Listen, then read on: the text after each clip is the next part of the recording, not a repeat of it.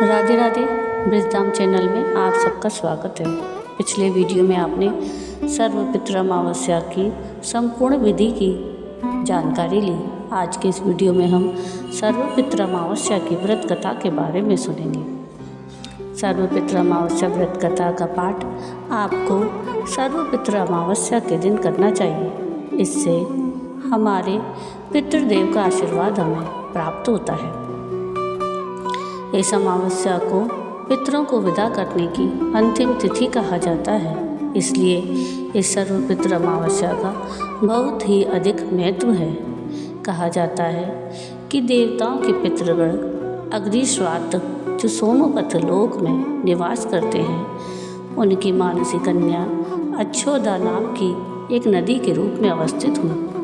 वहीं मत्स्य पुराण में अच्छोद सरोवर और अच्छोदा नदी का जिक्र मिलता है, जो कि कश्मीर में स्थित है। आइए अब सुनते हैं सर्वपितृ अमावस्या की व्रत कथा। यह कथा आपकी 7 पीढ़ियों का उद्धार कर देगी। एक बार अच्छोदा ने 1000 वर्ष तक तपस्या की, जिससे प्रसन्न होकर देवताओं के पितृगण अग्निश्वात और बहिर्षपद अपने अन्य पितृगण अमावसों के साथ अच्छोदा को वरदान देने के लिए आश्विन अमावस्या के दिन उपस्थित हुए।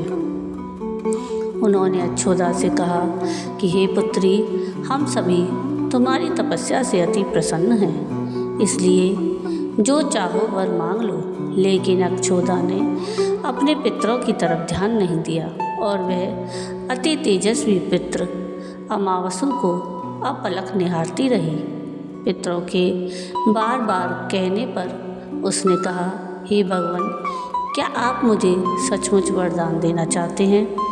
तो इस पर तेजस्वी पितृ अमावसों ने कहा, हे अच्छोदा, वरदान पर तुम्हारा अधिकार सिद्ध है, इसलिए निसंकोच कहो। अच्छोदा ने कहा, भगवान, यदि आप मुझे वरदान देना ही चाहते हैं तो मैं तत्क्षण आपके साथ रमण कर आनंद लेना चाहती हूँ। अच्छोदा के इस तरह कहे जाने पर सभी पितृ क्रोधित हो गए। उन्होंने अच्छोदा को श्राप दिया कि वह पितृलोक से पतित होकर पृथ्वी लोक पर जाएगी। पितरों के इस तरह श्राप दिए जाने पर अच्छोदा पितरों के पैरों में गिरकर रोने लगी। इस पर पितरों को उस पर दया आ गई। उन्होंने कहा कि अच्छोदा, तुम पतित योनि में श्राप मिलने के कारण मत्स्य कन्या के रूप में जन्म लोगी। पितरों ने आगे कहा कि भगवान ब्रह्मा के वंशज महर्षि पाराशर तुम्हें पति के रूप में प्राप्त होंगे। तुम्हारे गर्भ से भगवान व्यास जन्म लेंगे। उसके उपरांत भी अन्य दिव्य वंशों में जन्म लेते हुए तुम श्राप मुक्त होकर पुनः पितृलोक में वापस आ जाओगी। पितरों के इस तरह कहे जाने पर अच्छोदा शांत हुई। अमावसों के ब्रह्मचर्य और धैर्य की सभी पितरों ने सराहना की एवं वरदान दिया कि यह अमावस्या की तिथि अमावसों के नाम से जानी जाएगी। जो प्राणी किसी भी दिन श्राद्ध ना कर पाए, वह केवल अमावस्या के दिन श्राद्ध तर्पण करके सभी बीते 14 दिनों का पुण्य प्राप्त करते हुए अपने पितरों को तृप्त कर सकते हैं।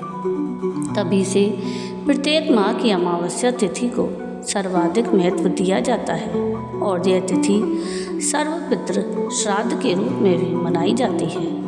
उसी पाप के प्रायश्चित हेतु कालांतर में यही अच्छोदा महर्षि पाराशर की पत्नी एवं वेद व्यास की माता सत्यवती बनी थी।